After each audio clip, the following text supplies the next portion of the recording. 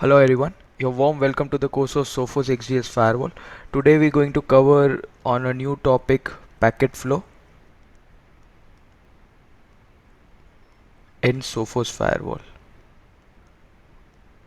So in this complete life cycle of a process, life cycle of a packet, where the packet initialize, then it enters to the firewall, then which path it will take, how it works on security profiles, then policies, and how it reaches to destination. Okay, so this is a complete lifestyle of a packet. So without having a further delay, let's get started. I will also going to attach the document by the end of this video so that you can able to access those document. Could be easier for you to identify the each processes. Okay, so let's go here. So uh, this is the first diagram when a packet enters to the firewall. So as you can see here that when the packet enters to the firewall, first it reaches to the firewall stack. So the firewall stack is basically a connection management area where it takes the decision. So let me just add the first step, that when the packet initialize, okay, what it does is that it enters to the firewall stack. The firewall stack contains the connection management,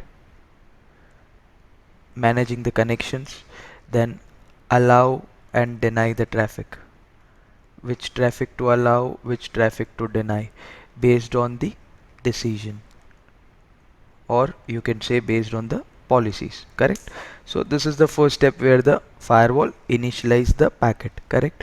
And also it checks about DOS attack, that contains man in the middle attack or any other threats, and it also check for QoS, quality of service. So when the packet enters to the firewall, it first check these all items by firewall stack. Okay, once the firewall verifies that this all is clear, which has no issues, okay, then it move further. If there is any issue in between, it will drop the packet. So this is the first step. Correct? Now the second thing is, once the packet initialize, now the second step is that the firewall will enter to the fast path. So what happen is that once the packet initializes, once the connection is established,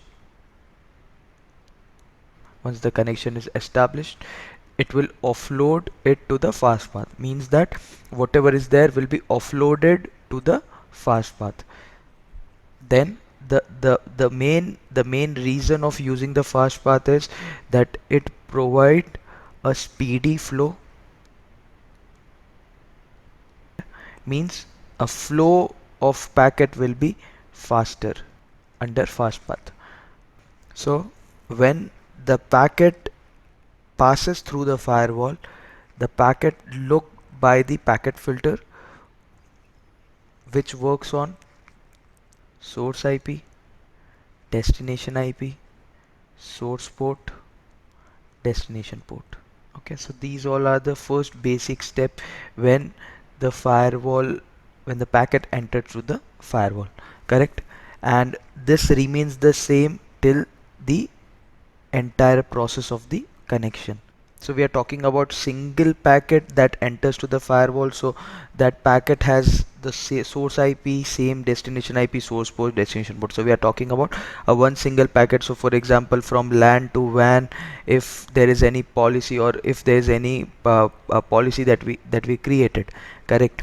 So we are looking about that particular packet. What it does is that while it offloaded, and then it moves to DPI engine. Here in the diagram you can see that from the firewall stack it reaches to the fast path, where you can see virtual and hardware acceleration of fast path, then forwarding the packets, offloading layer 2 and layer 3, and direct delivery to the DPI engine.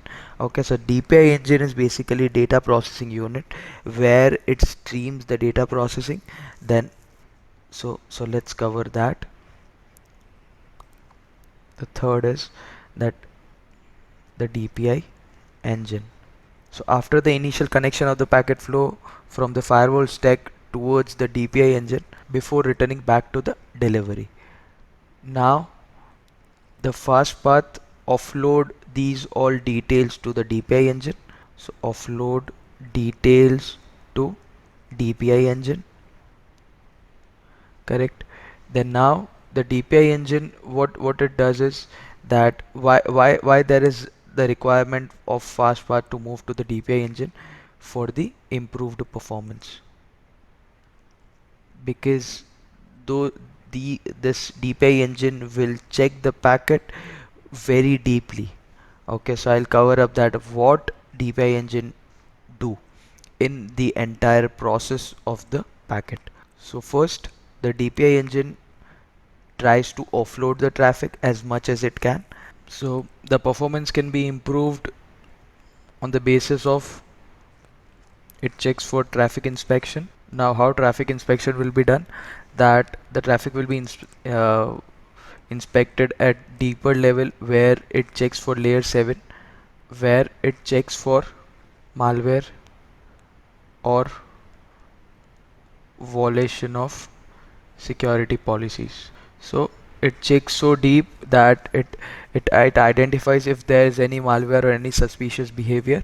Now it also checks for TLS decryption. If it has a transport layer security, if the packet is already encrypted, it will decrypt the packet, it will decrypt the traffic, and it perform analysis on it, again re-encrypt and send it back before forwarding.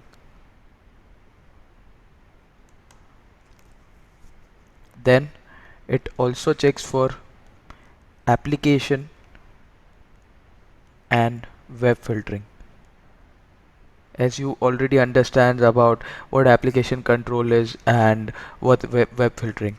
So DPI engine identifies the application associated with the traffic, and it also checks that what are the predefined application control policies that are applied to the packet.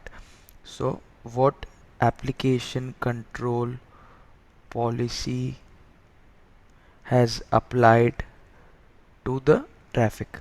The same thing happened with web filtering, that what web filtering traffic or web filtering URL content, then that contains URL category, then content filtering, what all profiles or policies that are added up, it also checks that.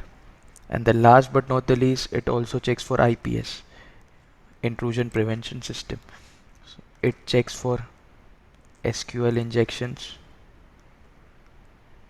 buffer overflow. So it checks for SQL injection, then buffer overflow. So these all are the type of DOS attacks that are included. Okay, so it will check for all these IPS modules, if any signature matches, or if the firewall can block and lock the traffic as per the defined policy. So whatever the policy has been made, it works as per the policy, correct? Now here the DPI engine checks for all these details and try to check as much packet as it can.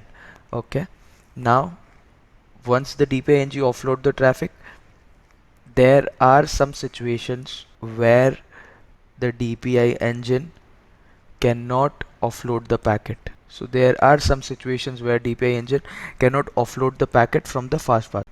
As we discussed that first the packet initialize, then it went to firewall stack, then after firewall stack it takes fast path, and the fast path will send to the DPI engine. the DPI engine will do deep packet inspection. So this is all the steps that we followed till now, right?